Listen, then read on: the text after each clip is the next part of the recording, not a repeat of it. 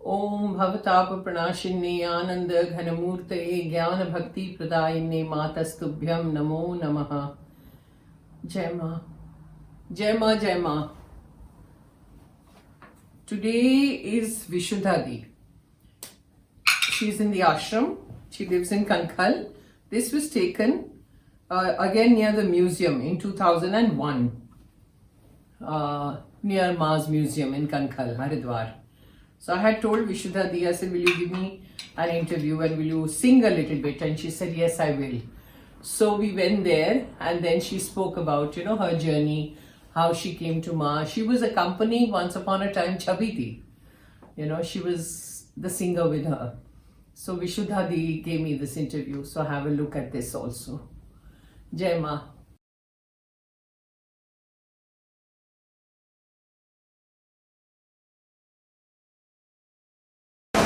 विशुद्धा-दी, आपके बारे में आप परिचय दीजिए। मैं तो माँ की बेटी हूँ। मेरे जन्म से पहले माँ हमारे घर आई थी और 2 महीना बाद मेरा जन्म होने वाला है। तो मेरी नानी जी थी विराज मोहिनी देवी। हाँ। वो भी माँ के संग आई थी। भाई जी, भोलानाथ, अखंडानंद जी, माँ, गुरुप्रिया दीदी और विराज मोहिनी देवी, इनको लेके माँ उधर आई थी हमारे घर में, आसाम, नौगांव। तो फिर मेरे जन्म माँ 2 दिन ठहरी, 1-2 दिन ठहरी और फिर माँ आते समय मेरी नानी जी को मेरी माँ के पास छोड़ आई कि she was expecting, so she may need. तो फिर भाई जी बोले कि विराज मोहिनी दी से कि आप ये बच्चा पैदा होने से इसका वो मुझको मुहूर्त बताइए। कि उनके हिसाब से कि कुछ विशेष होगा कि वो माँ के गई बच्चा होने से पहले। तो मेरे जन्म के बाद मेरे नानी जी ने उस समय लिखा भाई जी को।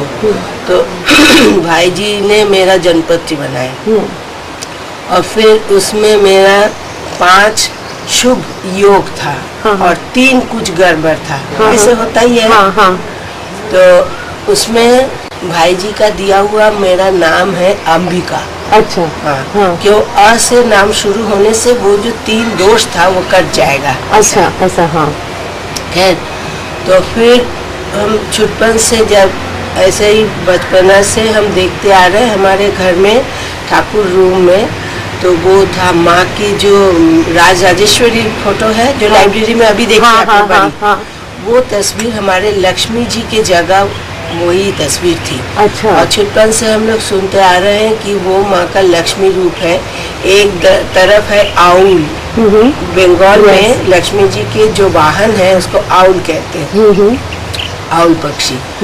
और फिर एक तरफ है सांप, जो धन रत्न का वो चौकीदारी करने वाला होता है सांप, इस तरह कहते हैं। तो वो तस्वीर तो ऐसे माँ को एक कुर्सी पर एक ऐसा बेडशीट कुछ देके बिठाया, लेकिन ऑटोमेटिकली उधर एक, मैंने अभी आपको सोचा था दिखाऊंगी, हुआ नहीं।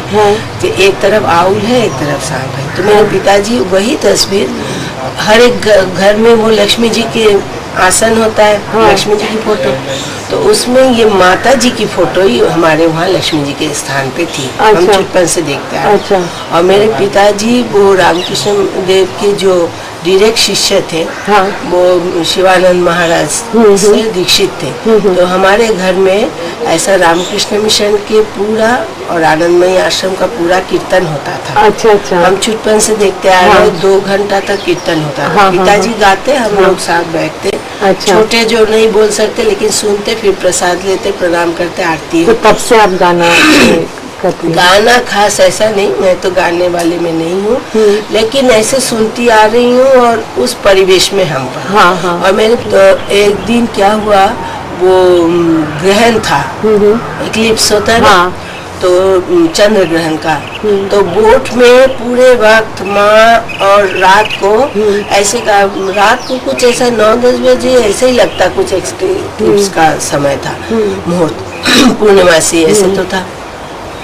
तो उसमें माँ बोट में और सब माँ के जो इन्हें गिने बहुत कम लोग थे उस समय, लेकिन सब ऐसे कीर्तन चल रहा था और नाव में घूमते, और फिर जब एक्लिप्स का पूरा हो गया, मुक्त हो जाता है, तब माँ गंगा जी में छलांग मारती और हम सब गंगा जी में करके बहुत नहाए रात को। तो फिर वो परमानंद स्वामी जी या गुरुप्रिया दीदी कुछ खिचड़ी बनाते तो सबको खा लिए, बोट में ही खाते वो सब बोट में। उस समय ऐसा नहीं था ना जैसा फिर बाद में होने लगा, जैसे माँ को नजदीक नहीं जाओ, माँ को छू, नहीं पहले ऐसा कुछ नहीं था ना? नहीं था ना, तो घड़ी थी कोई घड़ी या घंटा ये होगा वो होगा, कुछ नहीं था। मतलब माँ उस समय मैं तो समझती नहीं कुछ, इतनी छोटी भी थी और इतना संस्कार भी नहीं, लेकिन ऐसा लगता था खुले उसमें, एकदम खुला, सब कुछ खुला उसमें, नहीं कोई मना ना कुछ, वो कोई VIP ना प्राइवेट ना कुछ नहीं देखा। नाव में तो इतना हिले मिले, इतने सब कुछ। और फिर माँ को ऐसे दीदी खिलाती, कोई उधर पटलदा थे SN बोस, वो वहाँ के बनारस के बहुत परिचित, पटलदा नाम से सब जानते हैं, माँ के भक्त थे। तो उनके घर से वो जमींदार घर के हैं, तो वहाँ उनके घर भाभी वो माँ के लिए ऐसा बड़ा ऐसा मोटा उसमें फ्लास्क में आइसक्रीम बना के ले आते हैं, और ऐसा खीरा, आम और खरबूज ये सब काट के ठंडा बड़ा सुंदर सजा के ले आते हैं माँ के लिए। और वो दीदी माँ को मुंह में दे, और मैं एक छोटी सी बच्ची सामने, तो मेरे हाथ में दे, इतना मजा आता था आइसक्रीम खा के। उस समय वो काठी वाला आइसक्रीम, कुल्फी नहीं, तो वो सब खाते हैं। महाअष्टमी का दिन था और माँ चन्नी मंडप जो दुर्गा पूजा देवी के वहाँ थी, एकदम से दोपहर का समय था, सब खचाखच भीड़ आंगन में। तो माँ वहाँ से एकदम गले में एक लाल मोटी वो हार, जवा की हार, तो पहन के एकदम सीधी, एकदम जैसे आर पार करके माँ एकदम मेरी माँ के सामने आ गई। और मेरी माँ काफी दूर खड़ी थी भीड़ से, तो आके वो हार मेरी माँ के गले में पहना दी।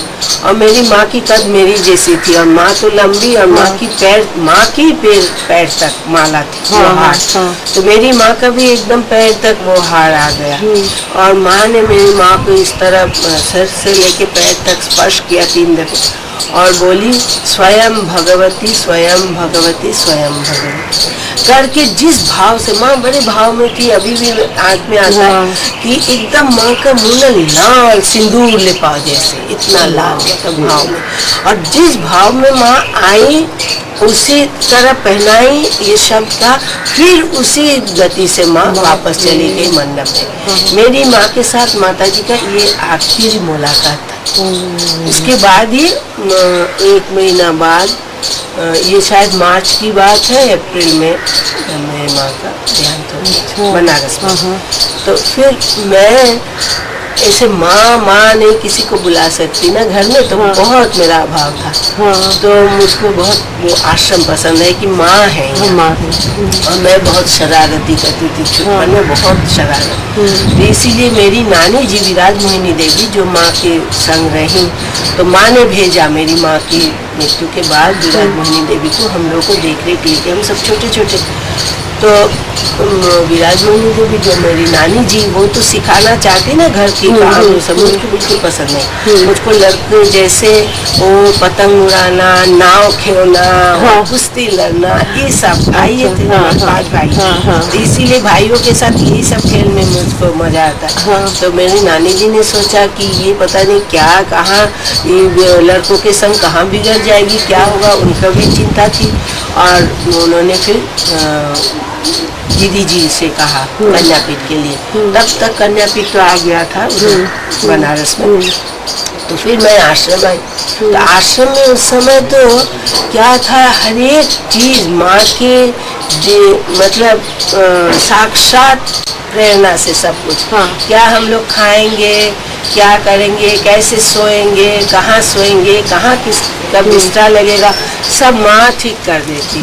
और हम लोगों को जो सिखाना है, सब्जी काटना और सजाना और जो परिवेशन करना, हम लोग परिवेशन करते, माँ बैठी रहती। पहले तो वासंती पूजा में तो माँ खुद परिवेशन करती। हम लोग सब पंगत बैठ गए, दीदी जी बाल्टी में लेके ऐसे माँ कड़छी से सबको परिवेशन कर रहा, और बड़े आनंद से सब जय माँ करते करते चीखते हुए सब प्रसाद लेते। फिर माँ ने क्या किया, वो प्रसाद एकदम सारा शरीर में लपेट लिया, लपेट के गंगा जी में जाके कूद पड़ी। किस तरह की माँ उस समय तो उड़ती थी जैसे, ये सीढ़ी वीढ़ी कुछ सवाल ही नहीं। गंगा जी का तो आपने देखा बनारस की कितनी सीढ़ी है, लगता है जैसे मुहूर्त में जाके वो छलांग मारती, इस तरह का माँ स्वीट एकदम फुर्तीली। तो ये सब था। कन्यापीठ में माँ का अपने मुंह का शब्द है, कन्यापीठ के वो ईंट ईंट में शरीर का ख्याल भरा है, इस तरह का। वहाँ जो कन्यापीठ का हमारा बिल्डिंग है, ऐसे देखने को लगता है कि सब बंद है और एकदम अंदर है, एकदम जैसे वो हारेम जैसा ऐसा लगता है ना। तो लेकिन आजकल का जमाना तो हर समय, आजकल क्या कहे सभी समय, तो लड़कियों को मतलब सुरक्षित रखने के लिए इतनी जरूरी है। आजकल देखते हैं हम तो कोई देखते करे, अरे पता नहीं चलता कन्यापीठ का इतना भारी बिल्डिंग अंदर है, बाहर से तो एक दरवाजे एक ऑफिस और क्या लगता कुछ नहीं है, छत पर थोड़ा छत दिखती। तो फिर ये सब पूरा पूरा पूरा माँ का एकदम, कहाँ एक ताक बनेगा शेल्फ, कहाँ वो हम लोग बच्चे कन्यापीठ के, तो वो सोराई में पानी रहता, तो गर्मी तो बहुत है उधर, तो सोराई का पानी हम तो फ्रिज भी इस्तेमाल नहीं करते आश्रम में। ये माँ का है कि जितना सादगी से रहो, संयमित जीवन हो। आराम के लिए तो चाहते तो लोग क्या, ये भी चाहिए वो भी चाहिए, चाहने का तो कोई अंत नहीं है। तो इस तो वो भाई जी के जन्मपत्र में अंबिका दी है, और मेरे पिताजी दिया था नाम गायत्री। अच्छा, जैसे वो अन्नप्राशन में होता है ना, वो कुंडली करते, तो गायत्री।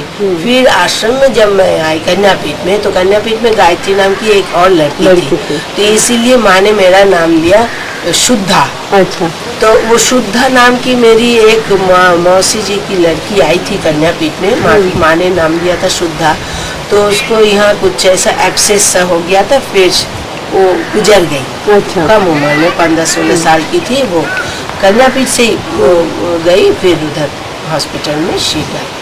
तो इसीलिए उस नाम को सुन के मेरा विराजमोहिनी देवी नानी जी को बहुत दुख है कि माँ ने एक दफे शुद्धा नाम दिया, वो चली गई, फिर शुद्धा नाम। तो फिर माँ से कहा गया, माँ उसकी नानी तो ऐसे आंख में आंसू आ गया सुन के कि फिर शुद्धा नाम दिया। माँ ने कहा तुम लोग कुछ भी बोलो, शुद्धा नहीं छोड़ती, तो ठीक है आगे वी लगा लो, तो विशुद्धा हो गई। सब मुझको बोलते थे बिच्छू तपाजी। कि मेरे लिए तो ये प्रक्रिया की कोई जरूरत नहीं। हम जब बैठते हैं ऐसे, तो हम जब बैठते हैं ऐसे पूजा में या ध्यान में, तो मैं ध्यान में ना, ये जो संयम सप्ताह में ध्यान होता है 1 घंटे का, ये सब मैं जब भी नहीं कर सकती उसमें। अच्छा, क्यों? आई ऑलवेज सी माँ, तो माँ ऐसे कुछ कह रही है, कुछ कोई भी एक घटना एक दिन की या कुछ ऐसा सोचते जाओ तो बस ऐसे समय बीत जाता, आनंद में बीत जाता, लगता अभी माँ सामने है। और इतना बढ़िया लगता है, मैं जब नहीं कर सकती उसमें, जब करने से वो आता नहीं, भंग हो जाता है। जब मैं संख्या रखना और ध्यान देना इधर को, ये सब। तो एक दफे योगेश ब्रह्मचारी जी थे, तो माँ के पुराने उसमें, वो शाहबाग में सिद्धेश्वरी में रह चुके।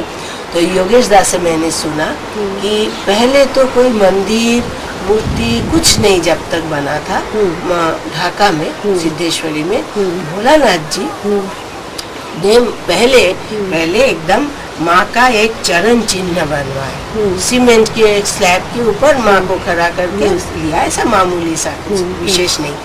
तो उसकी पूजा होती थी और कुछ नहीं, काली नहीं, कोई मंदिर नहीं, अन्नपूर्णा कुछ नहीं। उस समय की बात है, पहले मैंने जो योगेश दास से सुना है।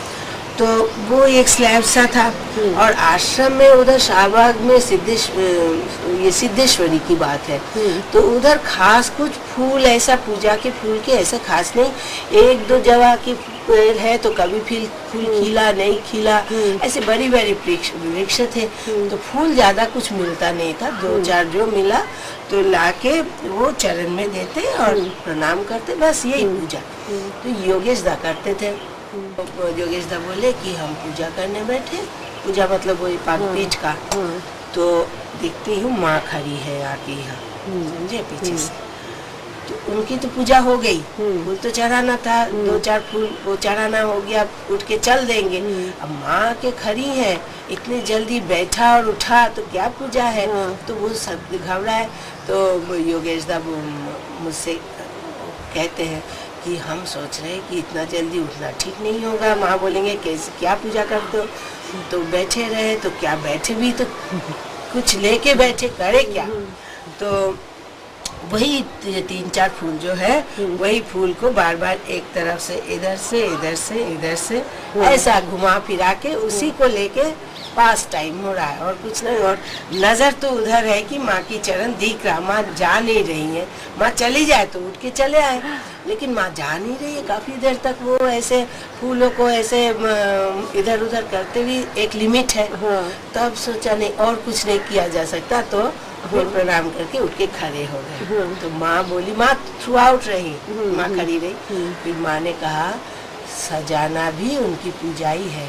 अरे वाह, तो इस तरह माँ हम लोग एक कागज का फूल बना के दिया, मेरी बहुत आदत थी ये सब, तो कितने आग्रह से माँ ग्रहण करती, क्या बताए आपको।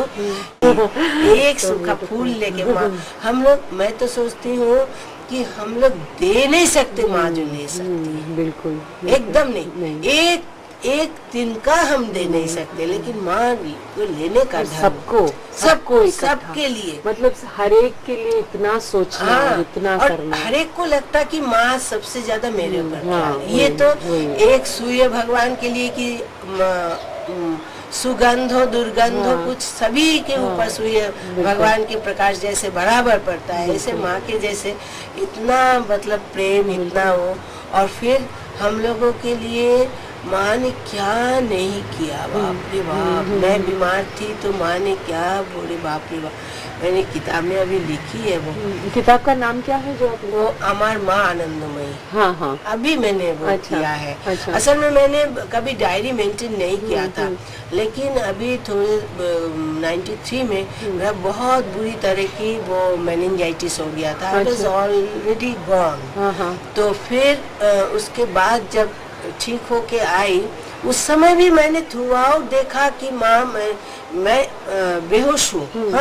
ये छवि बनर्जी और भी मेरी भाभी और कलकत्ते के बहुत लोग, वो बैठे बैठे मामा कर रहे हैं, रट रहे हैं, और अब क्या हो, अब क्या हो, ये हाल है। ये रानू घोष, ये लोग आए ना, ये लोग सब रात भर सोचा कि अब खबर मिले कि विशुद्धादि खत्म। तो इस तरह का हाल।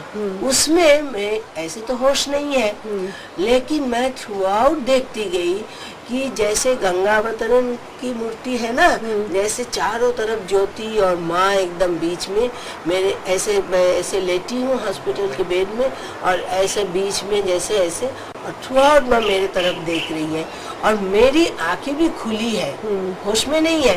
तो मेरी दृष्टि देख के जो मेरे पास छविदी वगैरह बैठी थी, उन लोगों ने बाद में बताया कि उन लोग आपस में बात कर रहे थे कि ये कुछ देख रही है, ये इसकी नजर से लग रहा कुछ देख रही है। और छविदी ऐसे मेरे शरीर के ऊपर ऐसा जय माँ ऐसे कर रहा है, ये बहुत आपत्ति काल है। मैंने कहा बेहोशी में, मैंने कहा वही माँ, यही तो माँ, यही तो माँ, ऐसे मैंने कहा, मेरे मुंह से निकला। मेरे होश में कुछ नहीं है, मालूम नहीं है। तो इस तरह का माँ का इतना ख्याल। फिर में आप कुछ भी कीर्तन सुना दीजिए जो आप माँ के सामने गाती थी या कुछ भी। श्री गुरु चरणों शरणों नमो नमो, श्री गुरु शरणों नमो नमो, श्री गुरु शरणों नमो नमो नमो, श्री गुरु शरणों नमो नमो नमो, जगत गुरु शरणं नमो नमो नमो, विश्वगुरु शरणं नमो नमो नमो, आत्मगुरु शरणं नमो नमो नमो, जय मां शरणं नमो नमो नमो, शिवा शरणं नमो नमो नमो, जय मां शरणं नमो नमो नमो, जय मां शरणं नमो नमो नमो, शिवा शरणं नमो नमो नमो, जय मां शरणं नमो नमो नमो, शिवा शरणं नमो नमो नमो, शिव शिव शरणं नमो नमो नमो, श्री कृष्ण शरणं नमो नमो नमो, जय मां शरणं नमो नमो नमो, जय मां शरणं नमो नमो नमो, शिवा शरणं नमो नमो नमो, जय मां शरणं नमो नमो नमो, जय मां शरणं नमो नमो नमो, शिवा शिवा शरणं नमो नमो नमो, जय मां शरणं नमो नमो नमो, शिवा शरणं नमो नमो नमो, जय मां शरणं नमो नमो नमो, जय माँ जय माँ जय माँ।